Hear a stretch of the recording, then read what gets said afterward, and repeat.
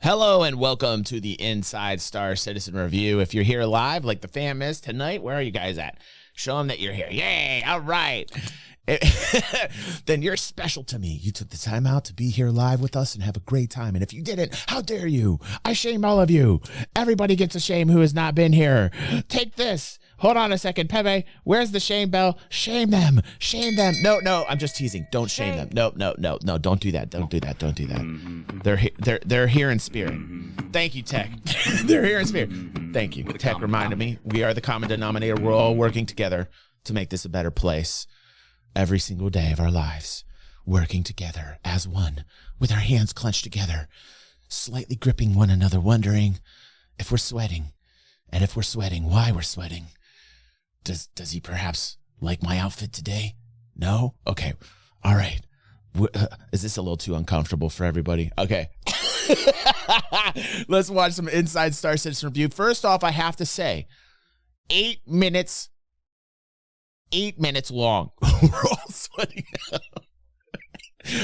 Only 8 minutes long. I'm very upset. These past few episodes have only been 8 minutes, and I really have to say once again, I see 8 minutes. I know they're moving. I've said this 3 times now. I think this is the 4th time, and I'm like kind of getting fed up with this. It's subscribership money. I think the Inside Star Citizen needs to look at itself as a show and say, do we want to offer more? Or are we becoming just like, a little, to me, the 8 minutes is not nearly enough. I think they should put more effort into this. It's more produced than the Star Citizen Live, which is the next day on Friday. And I understand you get a lot of information from Star Citizen Live. I love it. But like, it's not as produced as this show. So like, if they're going to take time to make a produced show, right, that you edit and have segments, and trust me, as a content creator and as somebody who does reactions and also on YouTube and does almost every type of content that you can imagine, has been there and back for over 12 years doing this, I can say this. If they're going to take the time to edit, if they're going to take the time to get the volume levels right, make it look good, have a proper presentation as a creator, right, then I want them longer than 8 minutes. And I think a lot of others of you out there agree with me in that, saying that this is subscribership money, and we want to see a produced show that is longer than 8 minutes. Even if you are moved or moving operations, right, the show must go on. The show must go on. And, I'm at my limit. I've hit my limit. All right. Thank God we have an after party after this. Okay. And thank you for tolerating the rant. Okay. Thank you for that. Thank you. I know most of you hardcore fans are actually here for that hardcore rant. Okay. Now let's watch. Oh my God, Pepe, that's way too loud. They can't even mix the volume right. Hey everybody, the upcoming 3.17.2 patch looks to bring with it a variety of new gameplay opportunities, bug fixes, and quality of life improvements. And one of the ways it aims to do that is to include important evolutions of mission systems you may already be familiar with. On this week's show, we're looking at 2 important expansions. I'm already upset. Is this going to be literally 7 minutes of Jared? Like, this was funny the first time, but is this going to be 7 minutes of Jared in a pink construction suit with the pink hat? Right? Give me a second. I came in here with positive energy, everybody. I really did. I came in here with positive energy. I will keep the positive energy, okay? I will keep it for you.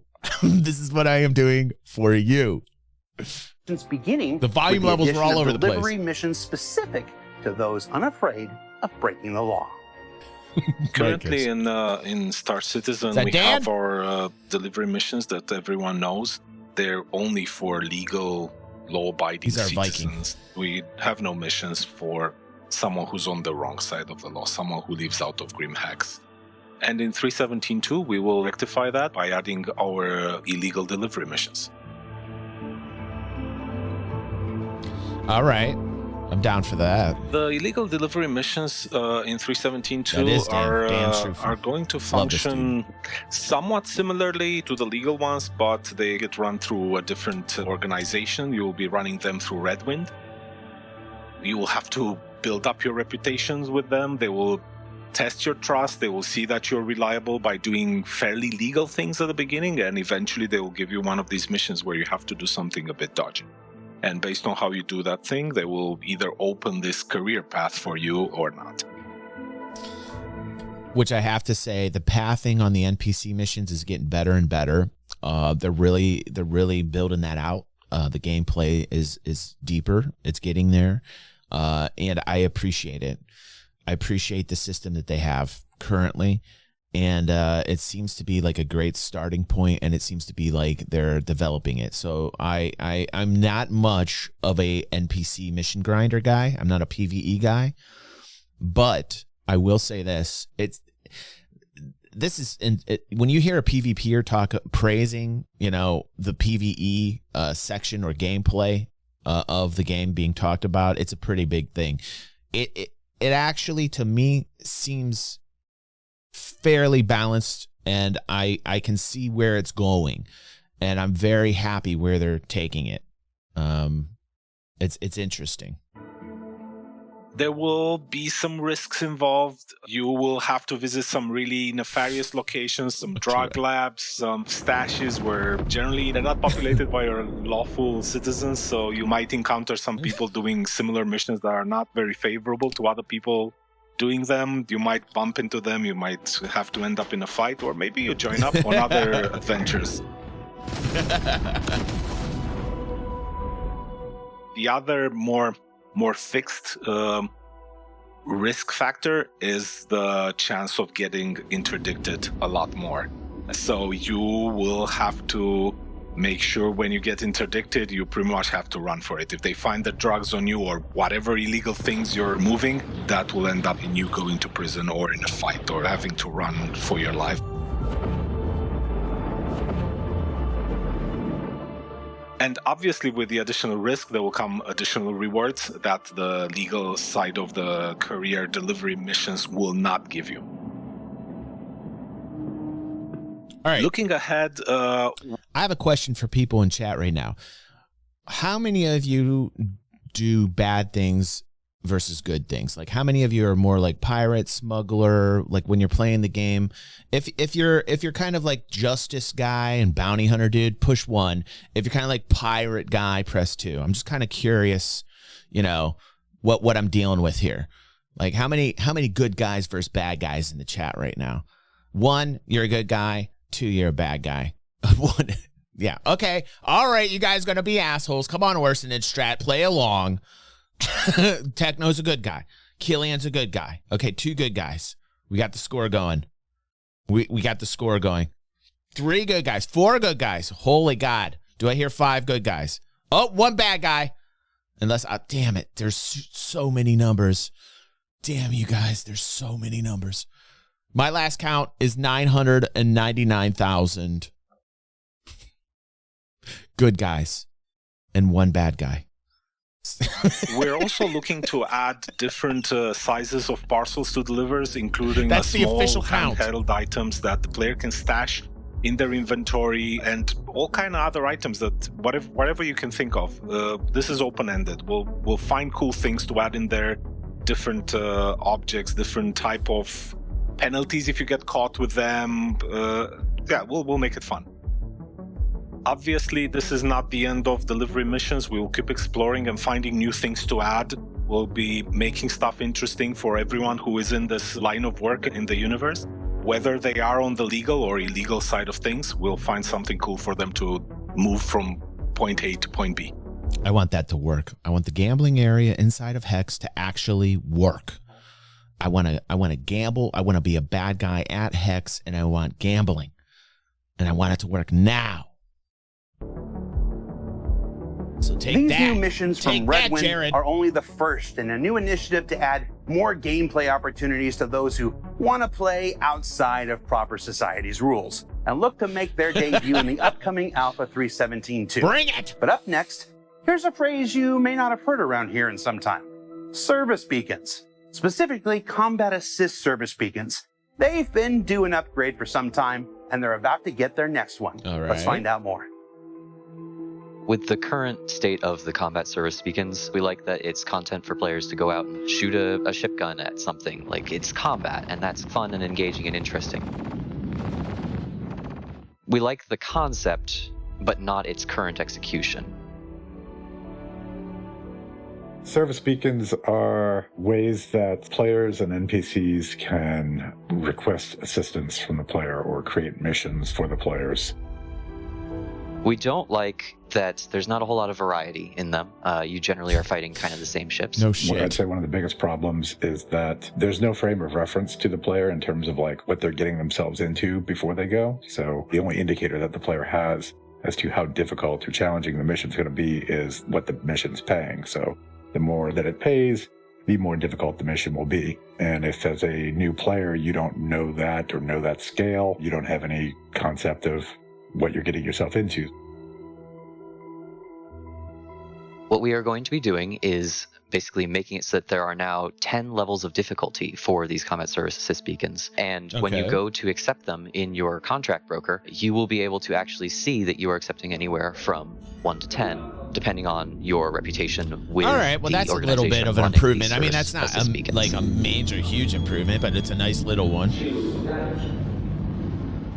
In this particular case, difficulty 1 might be something as easy as go save this little relatively undamaged ship from an Aurora or something. Yeah. Pretty easy, pretty starter. I mean, something you didn't know what you're jumping into before, other than the credit amount. Rank up, you will unlock higher and rarer variants up to difficulty 10, which should be some. You're going to wake up today and you're going to be going on the freeway, but it's 54,000 and usually it's like 20. So there's probably going to be a small traffic jam on 77 today. Watch out as it's a little bit slick. Your mission reward will be slightly larger this morning as you were traveling to work. Something on the lines of like, oh, there is a relatively damaged ship being attacked by either I know how my day's going to be today. Idris or something quite threatening. And that mission should basically mean that Texas. When you are accepting it, you immediately say to your friends, everybody hop in, we're going to go and handle this together.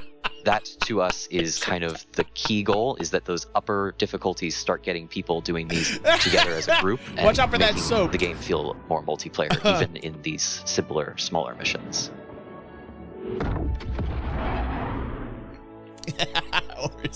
We're pretty excited for this update. It has been a long time coming. True that, Strat. You must be an Ohioan, dude. It will make this piece of content considerably more engaging, something that players can have a bit more fun with and will want to engage with more. And it has served us quite ably as a method for ramping up a new designer so that we can start producing more and more content for you in the future. We are currently aiming for a release with 317.2. So what did we learn this week? Well, we learned that there will be more non-combat opportunities for aspiring criminals. So what did we learn this week? I'm telling you, this is getting an F from me. This is shameful. Put it on, Pepe. Put this on. Shout this out. Let's be real, people. This is a joke of an episode. This is a joke of an episode. Give me another shame bell. Shame this man. Shame him. Shame. This is not good for me. I'm telling you what, man. This is why it's called the Inside Star Citizen Review. When it's good, it's good. I'll tell you it's good. When it's bad, it's bad. And this was like a stinker. This was a major, major, major, major stinker. Oh. Okay, Pepe. Too many beans in that burrito today, buddy. All right, I think it is time for an after party so we can lift our spirits and forget about this episode completely. If you watch this on YouTube, I apologize. Not everyone's great. This one, we were here together, the people on YouTube watching. If you could please push that like button, because the message is this. Even though some Inside Star Citizens suck, thank you, Santa Claus, for this. Making me feel like this is what I sound like. At the same time, rewarding me for it. Thank you, Santa Claus, for that subscription. 27 months. You are awesome. I appreciate you. And I completely lost my train of thought. But I will say this. It is fun to be here watching the Inside Star Citizen review over Inside Star Citizen. And days like these just prove it. They just prove it. Pepe, if you can get us over to the after party, please. Get us over. Pepe, switch us over to the after party. Get us. We don't even want to watch the end of this. I don't even want to watch the minute left of this. I really don't. Toilet sound effect, please.